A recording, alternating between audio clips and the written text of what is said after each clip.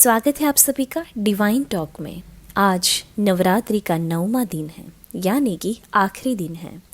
माँ दुर्गा जी की 9वीं शक्ति का नाम माँ सिद्धिदात्री है। ये सभी प्रकार की सिद्धियों को देने वाली है, इसीलिए इनका नाम सिद्धिदात्री है।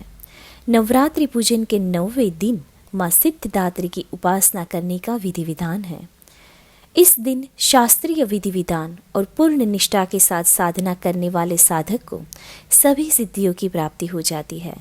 सृष्टि में कुछ भी उसके लिए अगम्य नहीं रह जाता है। ब्रह्मांड पर पूर्ण विजय प्राप्त करने का सामर्थ्य केवल इसी देवी में है। मार्कंडेय पुराण के अनुसार अनिमा, महिमा, गरिमा, लधिमा, प्राप्ति, प्राकाम्य, इशित्व और वशित्व ये 8 सिद्धियां होती है। ब्रह्म विविध पुराण के श्री कृष्ण जन्म खंड में यह संख्या 18 बताई गई है। माँ सिद्धिदात्री भक्तों और साधकों को ये सारी सिद्धियां प्रदान करने का सामर्थ्य रखती है। देवी पुराण के अनुसार भगवान शिव ने इनकी कृपा से ही इन सिद्धियों को प्राप्त किया था। इनकी अनुकंपा से ही भगवान शिव का आधा शरीर देवी का हो गया था। इसी कारण वे लोक में अर्धनारीश्वर नाम से प्रसन्न हुए। नव दुर्गा में माँ सिद्धिदात्री 4 भुजाओं वाली है। इनका वाहन सिंह है। ये कमल पुष्प पर भी आसीन होती है। इनकी दाहिनी तरफ के नीचे हाथ में कमल पुष्प है। प्रत्येक मनुष्य का यह कर्तव्य है कि वह माँ सिद्धिदात्री की कृपा प्राप्त करने का निरंतर प्रयत्न करे, उनकी आराधना की ओर अग्रसर हो। इनकी कृपा से अनंत दुख रूप संसार से निर्लिप्त रहकर सारे सुखों का भोग करता हुआ वह मोक्ष को प्राप्त कर सकता है। 9 दुर्गाओं में माँ सिद्धिदात्री अंतिम है। अन्य 8 दुर्गाओं की पूजा उपासना शास्त्रीय विधि विधान के अनुसार करते हुए भक्त दुर्गा पूजा के 9वें दिन इनकी उपासना में प्रवृत्त होते हैं। इन सिद्धिदात्री माँ की उपासना पूर्ण कर लेने के बाद भक्तों और साधकों की लौकिक परलौकिक सभी प्रकार की कामनाओं की पूर्ति हो जाती है। सिद्धिदात्री माँ के कृपा पात्र भक्त के भीतर कोई ऐसी कामना शेष बचती ही नहीं है जिसे वह पूर्ण करना चाहे, क्योंकि ये माँ ही सर्व सिद्ध देने वाली माँ है।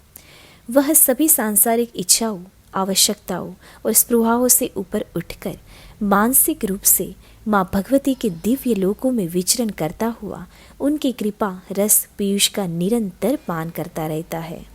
विषय भोग उस मनुष्य का शून्य हो जाता है। माँ भगवती का परम सानिध्य ही उसका सर्वस्व हो जाता है। इस परम पद को पाने के बाद उसे अन्य किसी भी वस्तु की आवश्यकता नहीं रह जाती है। माँ के चरणों का यह सानिध्य प्राप्त करने के लिए हमें निरंतर नियम निष्ठ रहकर उसकी उपासना करनी चाहिए। माँ भगवती का स्मरण, ध्यान, पूजन हमें इस संसार की असारता का बोध कराते हुए वास्तविक परम शांतिदायक अमृत पद की ओर ले जाने वाला है। इनकी आराधना से जातक को अनिमा, लधिमा, प्राप्ति, प्राकाम्य, इशित्व, महिमा, सर्व काम वसायिता, दूर, श्रवण, पराकामा प्रवेश, वाक सिद्धि, अमरत्व भावना सिद्धि आदि समस्त सिद्धियों 9 निधियों की प्राप्ति होती है। आज के युग में इतना कठिन तप कोई कर ही नहीं सकता है, लेकिन अपनी शक्ति अनुसार जब तप पूजा अर्चना कर कुछ तो माँ की कृपा का पात्र बनता ही है। प्रत्येक सर्वसाधारण के लिए आराधना योग्य श्लोक सरल और स्पष्ट है। माँ जगदम्बे की शक्ति पाने के लिए इसे कंठस्थ कर नवरात्रि के 9वें दिन इनका जाप करना चाहिए, ताकि माँ सिद्धिदात्री की कृपा आप पर हमेशा बनी रहे। आशा करते हैं कि माँ सिद्धिदात्री की कहानी आपको ज़रूर पसंद आई होगी। धन्यवाद।